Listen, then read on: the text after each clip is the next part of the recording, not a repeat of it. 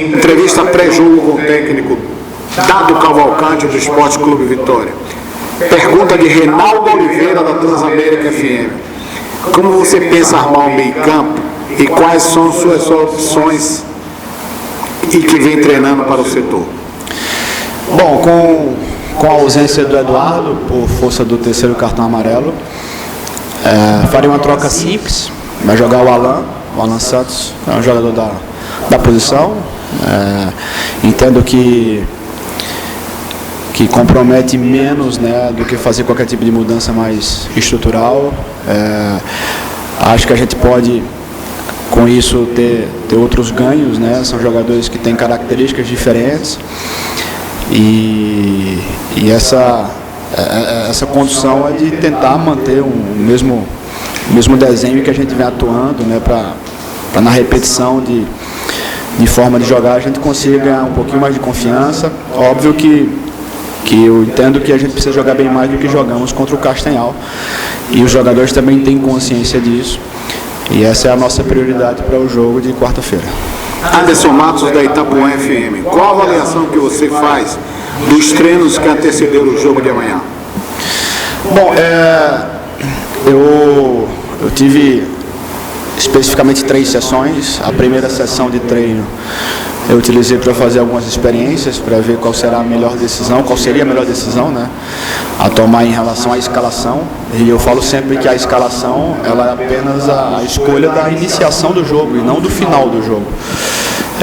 Do que nós teremos pela frente, são 90 minutos, e existe a perspectiva de 4 a 5 trocas durante o jogo, que também estão sendo vistas, né, como estratégia do que podemos mudar de característica do jogo. Então a primeira sessão foi feita para definir, para decidir, fazer trocas, fazer rodízios, fazer jogadores diferentes em funções diferentes para tomar a decisão. A segunda sessão trabalha muito mais em cima do que é o jogo, né, das organizações ofensivas e defensivas. E a terceira sessão do alinhamento das bolas paradas, da definição do que a gente vai fazer de marcação e como nós vamos fazer a nossa bola parada ofensiva. Tivemos inclusive êxito no jogo passado com um gol que saiu numa falta lateral. Então, reforçando um pouquinho mais nessa condição, foi assim que eu usei a semana, foi assim que eu utilizei os 3 dias, as 3 sessões com todo o grupo. Lembrando que antes disso os jogadores ainda estavam recuperando, né? Os que jogaram contra o Castanhal ainda passavam pelo processo de recuperação física para a gente fazer essa preparação para o jogo importante que teremos amanhã. Guma Guedes do Panorama Rubro-Negro, Rádio Vitória Amigos. O torcedor rubro-negro criou uma expectativa muito grande em torno do retorno de Dinei ao time do Vitória. Será dessa vez contra o Dulcinel ou a comissão técnica ainda terá que esperar mais um pouco? Bom, o Dinei está relacionado, o Dinei vai para o jogo, existe uma boa perspectiva de iniciar a partida, a gente sabe que não estará 100% da sua forma física. O mais importante é que o Dinei clinicamente está curado, funcionalmente está totalmente recuperado. Apenas a questão física é o maior empecilho para o rendimento, para a performance do jogador. Mas com certeza o torcedor do Vitória vai visualizar, vai ver o Dinei de volta nesse jogo. Dida Negrão da Rádio Regional de Serrinha. Dado, sabemos que a equipe vem jogando bem, mas está faltando o principal, que são os gols. Com a liberação de Dinei, você acha que é a solução? Nós não podemos colocar nas costas do Dinei a solução de todos os problemas do Vitória. Acho que é um peso um pouquinho maior, mesmo para um ídolo, mesmo para um jogador experiente e qualificado, que é o caso. É apenas um cuidado maior em relação ao momento, né? O Dinei não estava fora do jogo por uma opção ou por uma suspensão. O Dinei estava fora por uma lesão séria que ele teve, que impossibilitou o atleta de jogar durante muito tempo. Então se trata de um retorno. Eu também tenho sim a mesma ansiedade que o torcedor do Vitória tem pelo retorno do Dinei. Eu também tenho, mas eu sou sabedor de que ele vai precisar de um pouco mais de sequência de jogos para ter uma performance decisiva, assim posso dizer. O que nós entendemos é que nós estamos numa fase final de campeonato estadual, nós temos 3 jogos decisivos, posteriormente nós temos Copa do Brasil. Na Copa do Brasil eu posso até contar com o Trellis também, que é uma outra figura. é uma outra característica, mas a gente sabe que o Dinei vai se condicionar jogando. O Dinei não é aquele jogador, não é nenhum garoto que precisa de uma pré-temporada inteira, de trabalhos físicos específicos, não é esse o caso. Pelo contrário, a gente precisa colocar ele dentro da arena para ele se readaptando, se acostumando. E repito, né? Ele vai voltar, mas vamos ter um pouquinho mais de paciência, principalmente com a performance que ele vai precisar ganhar um pouquinho mais de cancha, um pouquinho mais de ritmo, para quem sabe fazer partidas decisivas e decidir a nosso favor. Tasso Caldas, do Gigante da Bola. Diferentemente da última partida, onde o Vitória tinha a vantagem do empate, amanhã o rubro-negro entra em campo precisando vencer para voltar ao G4 e continuar na briga pela classificação para as semifinais do estadual. Pensando nisso, no treino da segunda você usou alguma espécie diferente entre os 11 iniciais, como o Dinei, por exemplo. Você acha que essas eventuais mudanças podem trazer algum resultado imediato ou tem algo no campo técnico que ainda precisa ser aprimorado?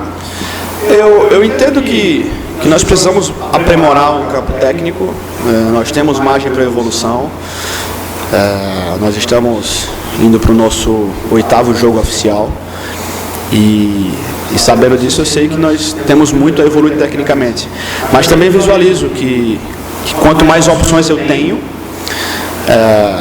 maior a nossa força, né? O nosso poderio ofensivo principalmente, e tendo à disposição de Ney, futuramente tendo o Trellis, já são duas opções completamente diferentes de característica de jogadores que nós temos, e isso também é importante para o treinador, né? Ter as opções, ter a capacidade de mudar jogo e tendo condições, né, de utilizar esses jogadores, eu não tenho dúvida que vai ser muito importante para o Vitória. Flanquel Lima, da Rádio Sociedade. O que mais tem te tirado o sono? Os erros individuais na defesa ou o baixo número de gols? E por onde passa a solução? Bom, eu acho que o baixo número de gols. A condição dos erros individuais, elas acontecem, a gente tenta fazer as correções, a gente treina, demonstra quais são as melhores saídas, né, para as correções. O baixo número de gols é uma condição que incomoda porque não se trata de uma equipe que não chega à frente, né? Se trata de uma equipe que cria e acaba não concluindo os seus gols. Então, esse incômodo ele também faz parte dos nossos atletas, e esse inconformismo interno, isso também faz com que a gente procure melhorar, procure evoluir, procure treinar mais e ter um pouquinho mais de tranquilidade quando essa bola estiver próxima ao adversário para tomar as melhores decisões. Daniela Leone, do Jornal Correio. Você acha que o Vitória atualmente joga melhor fora do Barradão e por quê? Pois é um questionamento, inclusive, um questionamento válido pelo número de pontos que a gente conquistou fora de casa, né? As 2 vitórias nossas no Campeonato Baiano foram 2 jogos fora de casa. Mas eu entendo que nós fizemos jogos dentro de casa que poderíamos ter vencido, né? O Clássico, por exemplo, foi um deles. Nós jogamos muito melhor que o nosso adversário. O segundo tempo do jogo contra o Atlético de Alagoinhas também foi um deles. Então, em termos de resultados, é inquestionável que nós temos somado mais pontos fora de casa. E em termos de performance, eu acho que são equilibradas essas condições. Eu espero que, independente do jogo em casa, do jogo fora, esse é um jogo fora, então a minha expectativa é de vencer a partida, né, de somar os 3 pontos, de nos colocar de novo no G4 e buscar os pontos necessários para a classificação.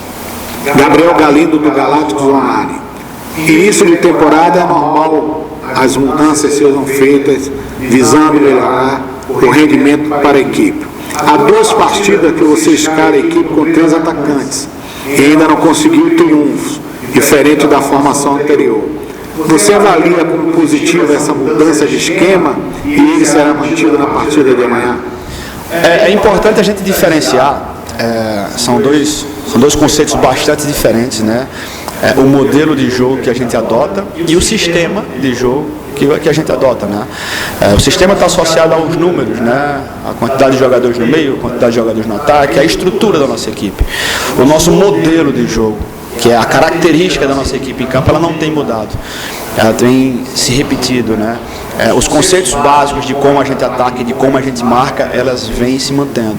A estrutura ela acaba modificando, como foi dito na pergunta, por uma questão até de adaptação, por encaixe, por características de jogadores, a gente acaba tendo que ser forçado a fazer algumas modificações estruturais.